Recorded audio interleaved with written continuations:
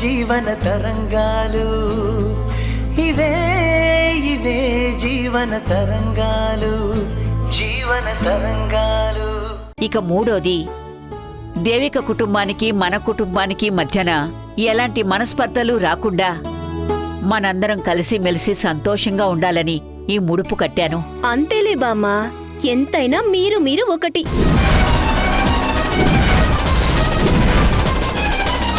మధ్యలో ఈ ఇంటి కోడలిగా వచ్చిన దాన్ని నేనంటే మీకు లెక్క లేదు, లెక్కలోకి రాను కూడా. దీపా, ఏంటా మాటలు? నువ్వు వేరు మేం వేరు ఎలా అవుతుంది? నువ్వు ఇంటి కోడలివి. మీ ఇంటి పేరు వదులుకొని ఈ ఇంటి పేరుని నీ ఇంటి పేరుగా చెప్తున్నదానివి. అలాంటి నిన్ను ఎలా లెక్కలోకి తీసుకోకుండా ఉంటావు? ఇంకోసారి ఇలా మాట్లాడకు. మీరు చెప్పేవన్నీ వినడానికి బానే ఉంటాయి అత్తయ్య. మీ కళ్ళ ముందే బామ్మగారు ఏం చేశారో చూశారు కదా. ఇంట్లో సమస్యలున్న వాళ్ల కోసం ముడుపులు కట్టారని చెప్పారు. కాని ఇంటి వారసుని మోస్తున్నదాన్ని. అలాంటి నా కోసం నా బిడ్డ క్షేమంగా ఈ భూమి మీద కాలు పెట్టాలని కోరుకుంటూ ముడుపు కట్టలేదు. ఇదేనా మీ మనిషిగా నాకిచ్చే ఇంపార్టెన్స్? వదినా, బామ్మేదో ఎమోషనల్గా ముడుపులు కట్టే తొందరలో నీ గురించి ముడుపు కట్టడం మర్చిపోయి ఉంటుంది. అంత మాత్రాన నువ్విలా మాట్లాడడం ఇబ్బందిగా ఉంది. లేదు కీర్తి, మీరందరూ మాటల్లో నా మీద ప్రేమ చూపిస్తారు, ఓదార్పు మాటలు చెప్తారు. కాని సందర్భం వస్తే మాత్రం నన్ను అంటరాని దానిలాగా ప్రతి విషయంలోనూ వేరు చేసే చూస్తున్నారు. ఇది నా మనసుని తొలిచేస్తుంది. నిన్ను అన్నింటిలోనూ నా సొంత కూతురుతో పాటు సమానంగానే చూస్తున్నాను. మాకెప్పుడూ వేరు చేసి చూసే ఉద్దేశమే లేదు. మరెందుకిలా మాట్లాడుతున్నావు దీపా? ఇలా మాట్లాడక మరి ఏం చేయమంటారు? ఆ దేవిక గారు చేసిన పనికి మనశ్శాంతి లేకుండా పోయింది.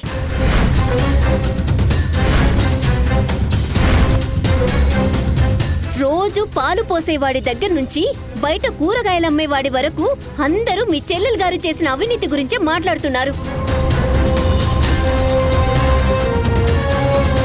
ఈ ఇంట్లో ఉన్నందుకు శిక్ష వేసినట్టుగా నన్ను కూడా వెళ్లేస్తున్నారు. ఇది ఎంత తక్కువగా ఉంటుందో మీరే ఆలోచించండి.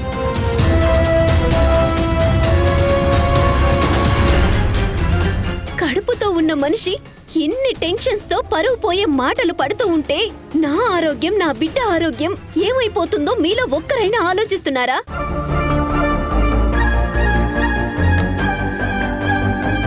అవునులే, మీకెక్కడ టైం ఉంటుంది? ఎంతసేపు ఆ దేవిక గారి నామస్మరణం చేయడానికి సరిపోతుంది. ఆవిడకొస్తేనే కష్టాలు, పక్క వాళ్లకొచ్చే బాధలు కష్టాలు మీకు కనబడవు, వినబడవు. దేవిక ఇంటి కూతురు దీపా.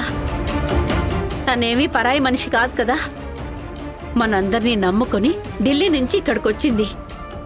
అలాంటప్పుడు తనకి కష్టం వచ్చినా నష్టం వచ్చినా మనందరం తనకి తోడు నీడుగా నిలబడాలి, కష్టాన్ని తొలగించాలి. దీన్ని నువ్వు పోల్చి చూడడం సరైంది కాదు. నిన్ను కంటికి రెప్పలా కాపాడుకుంటానని నేను చెప్పాను కదా. మరి ఎప్పుడెందుకిలా వేరు చేసి మాట్లాడతావు? నువ్వు వేరు చేసి మాట్లాడుతున్నా అదే దేవిక చెప్పినందుకే మీరు ఇంట్లో ఉంటున్నారు. మీరు కట్టుకున్న ఇంటి ఈఎంఐ మీరు కట్టలేనప్పుడు తనే ఈఎంఐ కట్టి సాయం చేసింది. మీ ఆయనకు ఉద్యోగం పోయి కొత్త ఉద్యోగం రాకపోతే వ్యాపారం చేసుకోమని తన భర్త వ్యాపారం కోసం తీసుకున్న లోన్ డబ్బుని నీ భర్తకు నాకు తెలియకుండా ఇచ్చింది.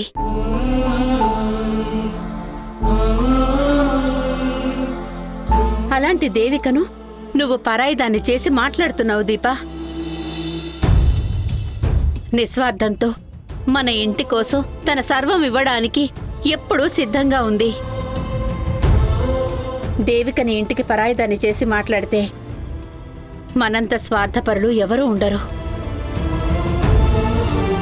కష్టం వచ్చినప్పుడు తోడుగా సహాయంగా ఉండేవాళ్లే మనవాళ్ళు. గుర్తుపెట్టుకో.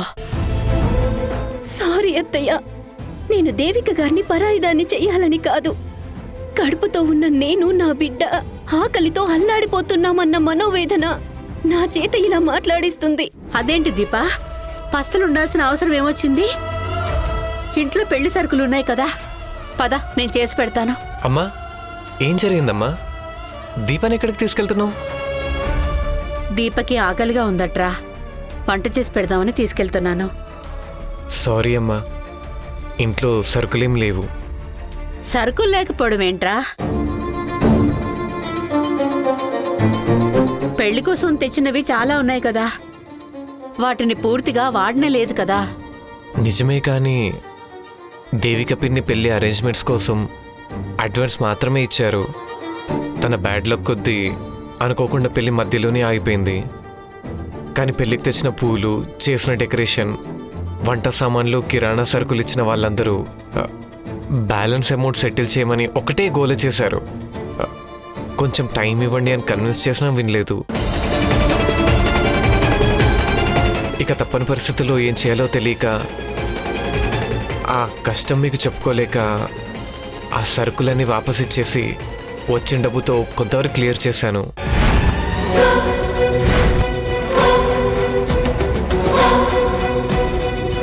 ఇంకా కొంతమందికి బ్యాలెన్స్ అలాగే ఉండిపోయింది.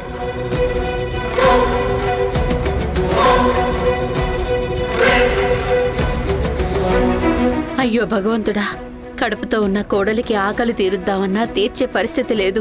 ఇంతకన్నా దౌర్భాగ్యం ఉంటుందా? ఇప్పుడేం చేయాలి తండ్రి? ఎలా తన ఆకలి తీర్చేది? పర్లేదులే అత్తయ్య, కక్ష పట్టినట్టు కష్టాలు మన మీద యుద్ధం చేస్తుంటే ఓటమిని ఒప్పుకోకుండా మనం చేయగలిగింది ఏమీ లేదు. నా ప్రాప్తం ఇంతేనని సర్దుకుంటానులేండి. ఇందులో ఇంకొక ట్రాజడీ ఏంటంటే, నా జాబ్కి రిఫరెన్స్ ఇస్తాను ఒక ఫ్రెండ్కి పార్టీ ఇచ్చాను. జాబ్ వస్తే ఆ ఖర్చు పెద్ద లెక్క కాదులే అనుకున్నాను. కానీ పిన్ని జైలుకి వెళ్ళిన విషయం వైరల్ కావడంతో రిఫరెన్స్ ఇస్తా అన్న వాడు కూడా నీలాంటి వాడికి జాబ్ ఇప్పించలేను, సారీ అని చెప్పేశాడు. వాడి కోసం ఖర్చు పెట్టిన ప్రతి రూపాయి వేస్ట్ అయిపోయింది. మీరు ఏ రోజు పనికొచ్చే పని చేశారులేండి, ఈ రోజు వేస్ట్ అయిందని బాధపడ్డానికి. ఇంట్లో పెళ్ళుంది కదా అని ఇంట్లో ఉన్నదంతా ఖర్చు పెట్టేశా. ఇప్పుడు టైంకి చేతిలో పైసా లేకుండా పోయింది. ఇంకో వారం గడిస్తే తప్ప శాలరీస్ రావు. అప్పటి వరకు ఇంతమంది ఉన్న ఇల్లు ఎలా గడుస్తుందమ్మా? చేసిందంతా చేసి అమ్మని అంటున్నావేంటి? నీ గాజులు నీ దగ్గర ఉండుంటే ఇంట్లో నా భార్య పస్తులు ఉండాల్సిన పరిస్థితి వచ్చి కాదు కదా. భయం భీతి లేకుండా అన్ని సొంత పెత్తనాలు చేసి లేనిపోని తలనొప్పులు తెచ్చావు. ఒరే, పదే పదే ఈ ఇంటికి కీర్తి ఏం చేసిందో, తాను ఎలాంటి మనిషో చెప్పించుకునే పరిస్థితి నీ మర్యాద పోగొట్టుకోకు. ఇక్కడ మనం కష్టాలు పడుతుంటే ఓదార్చుకునే పరిస్థితిలో ఒకరికొకరం ఉన్నాంరా. దేవిక మీద పడ్డ నింద వల్ల ఉద్యోగం పోయింది. ఈ నెల నుంచి తనకి జీతం కూడా రాదు. పాపం ఇంటి ఖర్చులు ఎలా నెట్టుకొస్తుందో ఏమో. తన గురించి ఏమైనా ఆలోచించావరా? అవునమ్మా, నాకు కూడా మనసులో అదే బెంగగా ఉంది. దేవిక నిజాయితీ గల ఆఫీసర్ అన్న కీర్తి సంపాదించుకుంది తప్ప 4 రాళ్లు వెనకేసుకుందేమీ లేదు. అవునమ్మా, అసలే ఆత్మాభిమానం గల మనిషి. ఆదాయం లేక, అవసరానికి డబ్బులు ఉండక ఎన్ని అవస్థలు పడుతుందో ఏంటో. దేవిక స్టేషన్కి వెళ్ళిన దగ్గర నుంచి ఏమీ తినకుండా నీరసంతో ఉండుంటుంది. ఇప్పుడు ఇంటికొచ్చినా వంట చేసుకునేంత తీరిక కూడా ఉండదు. మనమే ఏదో ఒక వంట చేసి తీసుకెళ్ళాలి. కానీ ఇంట్లో సరుకులు లేవు, చేతిలో చిల్లి గవ్వలేదు. కడుపుతో ఉన్న కోడలికి ఆ ఇంట్లో ఉన్న చెల్లెలి ఆకలిని ఎలా తీర్చాలి భగవంతుడా? నువ్వే దారి చూపించు తండ్రి.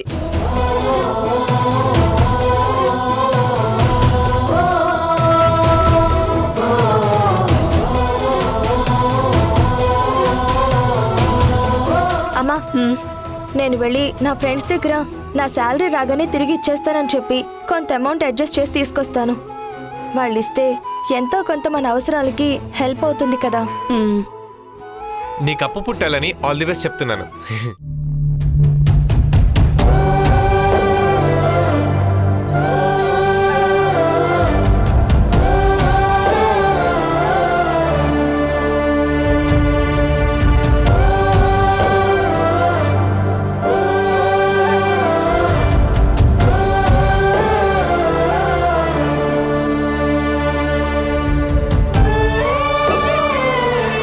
దేవిక వాళ్ళ జంటని దీవించడానికి ఈ అక్షింతలు అందరికీ పంచాలని అనుకున్నా.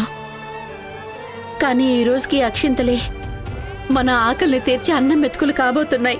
ఏంటి ధరణి నువ్వు అనేది? అవునమ్మా, ఈ అక్షింతలతోనే అన్నం చేసి మన దీపకి దేవికకి భోజనం పెడదాం. ఇప్పుడు ఇంతకన్నా వేరే దారి లేదమ్మా.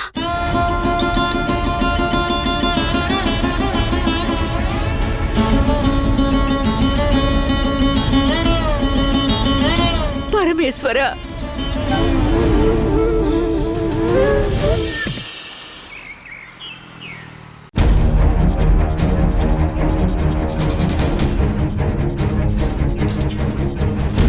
ఇదేంటి, లక్ష్మి ఇంకా బట్టలు తీసుకెళ్లేదా?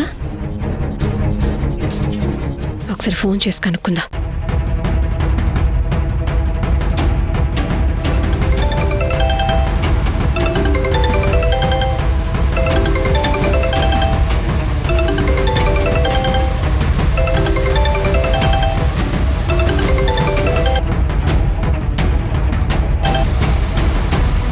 చెప్పండి మేడం. లక్ష్మి, బట్టలు తీసుకెళ్లేదేంటి? వస్తున్నావా? ఇంకా లేట్ అవుతుందా? నేను మీ ఇంట్లో పని చేయడం మానేశాను మేడం. అదేంటి సడన్ గా? ఏమీ అనుకోకండి మేడం. 4 ఇళ్లలో పనిచేస్తేనే నాకు జీతం వస్తుంది. అదే మీ దగ్గర పనిచేస్తే మిగిలిన వాళ్ళు నన్ను వద్దంటున్నారు. ఎందుకు లక్ష్మి? మొన్న మీరు దొంగనట్ల కేసులో జైలుకి వెళ్ళొచ్చారు కదా, దాంతో మీ ఇంట్లో పనిచేస్తే నా దగ్గర కూడా దొంగనట్లుంటాయేమో అని అనుమానిస్తున్నారు మేడం. అందుకే మీ ఇంట్లో పని చేయకూడదని నిర్ణయించుకున్నాను. ఏమీ అనుకోకండమ్మా. సరే, నీ ఇష్టం. కానీ వచ్చి నీ జీతం తీసుకెళ్ళు. మేడం, మీరు జీతంగా ఇచ్చేది దొంగ నోట్లు కాదు కదా?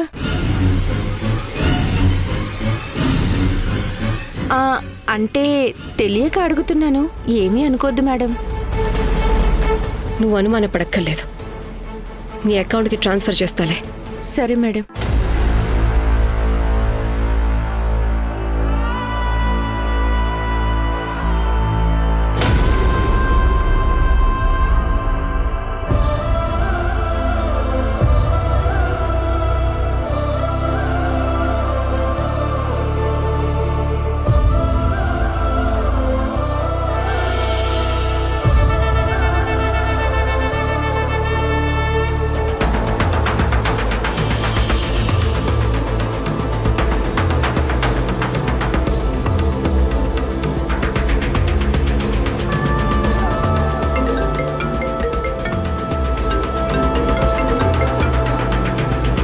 హలో, చెప్పండి.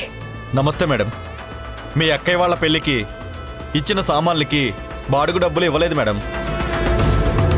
పెళ్లికి ముందు సగం అడ్వాన్స్ ఇచ్చారు. మిగిలింది ఇచ్చి క్లియర్ చేయండి మేడం. సరే, 2 రోజుల్లో క్లియర్ చేస్తాను. అలాగే మేడం. అక్క వాళ్ళు నా పెళ్లి కోసం తన డబ్బుని ఖర్చు పెట్టి ఇప్పుడు ఇబ్బంది పడుతున్నారు. కళ్యాణ్కి దోషం రాకుండా ఉంటే ఈ కష్టాలే వచ్చుండేవి కాదు.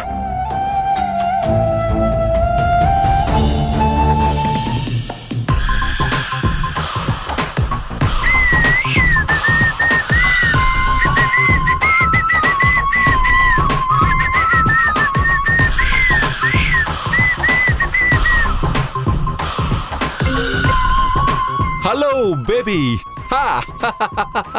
Hi darling. మంచి కిక్ లో ఉన్నప్పుడు కాల్ చేసి మరింత కిక్ డోస్ పెంచావు. Thank you dear. Thank you. న్యూస్లో దేవికని కోలుకోలేని దెబ్బ కొట్టి నువ్వు కూడా నాకు మంచి కిక్కిచ్చావు. అందుకని థ్యాంక్స్ చెప్దామని నేనే కాల్ చేశాను.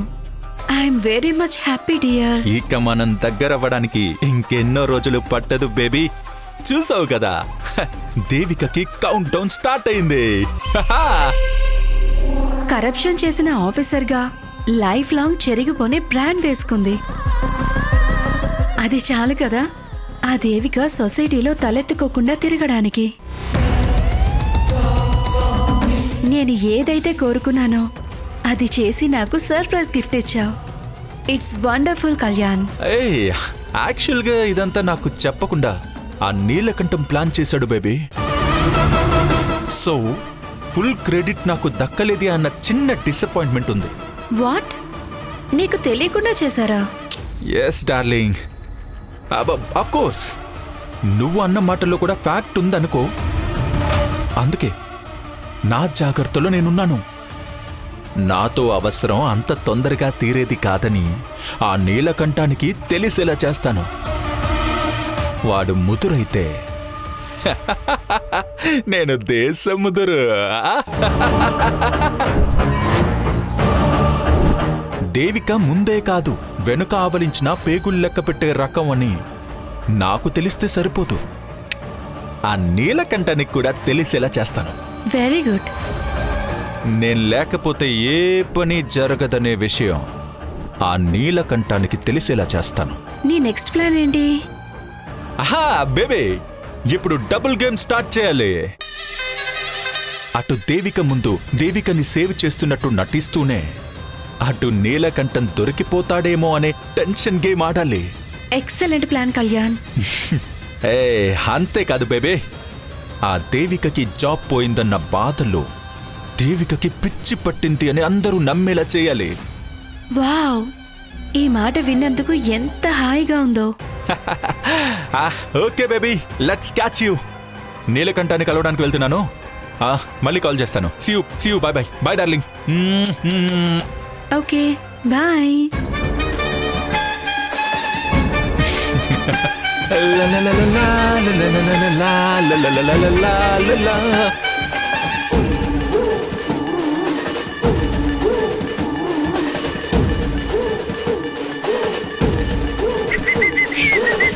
దేవికా, అమ్మా దేవికా.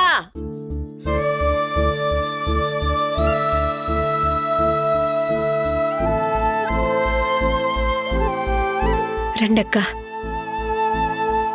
చేతిలో ఈ క్యారేజ్ ఏంటి? నీ హెల్త్ సరిగా లేదు, పైగా 2 రోజులు పస్తులున్నావు. ఒంట్లో శక్తి ఎక్కడి నుంచి ఉంటుంది చెప్పు. ఇప్పుడు నీ ముందు ఎన్నో సమస్యలున్నాయి. వాటిని ఎలా ఎదుర్కోవాలన్న దాని గురించి నువ్వు ఎక్కువగా ఆలోచిస్తూ భోజనం చేయడం కూడా మర్చిపోయి ఉంటావు. అందుకే నీకోసం భోజనం వండి తీసుకొచ్చాను. నీకెందుకు శ్రమ అక్క? వంట మనిషి వచ్చి చేస్తుంది కదా. పర్వాలేదమ్మా, ఈ పూటకి భోజనం చెయ్యి. రాదేవిక, పద.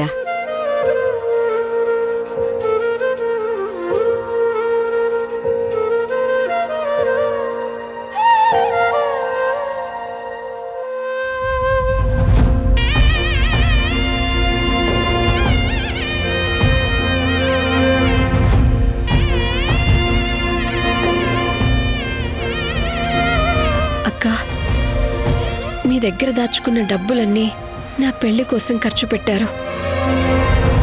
ఇంట్లో కనీసం మీరు తినడానికి కూడా ఏమీ లేని పరిస్థితికి దిగజారినా నా పెళ్లి చేసింది. నన్ను క్షమించక్కా. చచ్చా, అదేం లేదు. ఎందుకలా మాట్లాడుతున్నావు? మేం బాగానే ఉన్నాం దేవిక. నువ్వు అనవసరంగా ఎక్కువ ఆలోచిస్తున్నావు. ఎలాంటి దిగులు పెట్టుకోకుండా ముందు భోంచి. నువ్వు పస్తులతో ఉంటే ఈ తల్లి కడుపు తల్లడిల్లిపోతుందమ్మా. నువ్వు కడుపు నిండా తినాలి తల్లి. ఒక్క నిమిషం అమ్మా.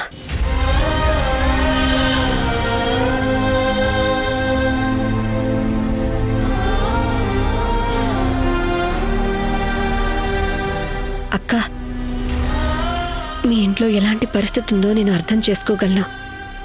దయచేసి డబ్బులు నీ ఖర్చులకు ఉంచక్కా. మాకు డబ్బులు లేవని నీతో చెప్పలేదు కదా దేవిక. మాకు డబ్బులున్నాయి, ఇవి నీతోనే ఉంచుకో. ఈ డబ్బు నీకు చాలా అవసరం.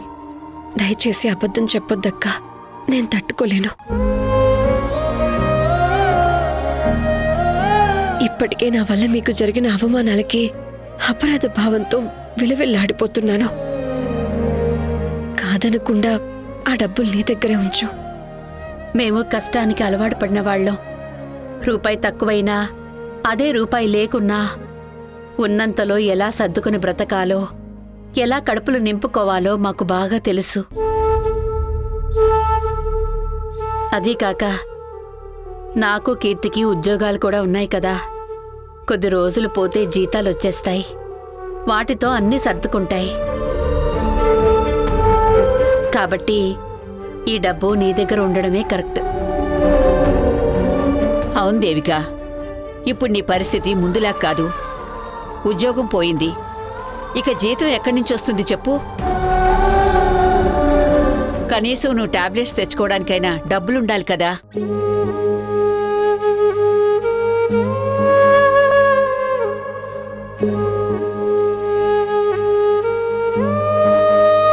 ఏమీ మాట్లాడకుండా ఇవి నీ దగ్గరే ఉంచు. ఎందుకు అబద్ధం చెప్పి డబ్బులు తిరిగిస్తారు? ఇంట్లో కడుపుతో ఉన్న దీపం ఉంది. తను కోరింది చేసి పెట్టడానికైనా ఈ డబ్బులుంచండక్కా. వద్దులే దేవిక, పోస్ట్ ఆఫీసులో నేను కొంత డబ్బుని డిపాజిట్ చేశాను. ఆ డబ్బులతో ఇంటి అవసరాలన్నీ తీరిపోతాయి. కాబట్టి నువ్వేం మాట్లాడకుండా ముందు భోంచేయి. రేపు పోస్ట్ ఆఫీస్కి వెళ్ళి ఆ డబ్బులు తీసుకొస్తాను. అమ్మ ఆగు.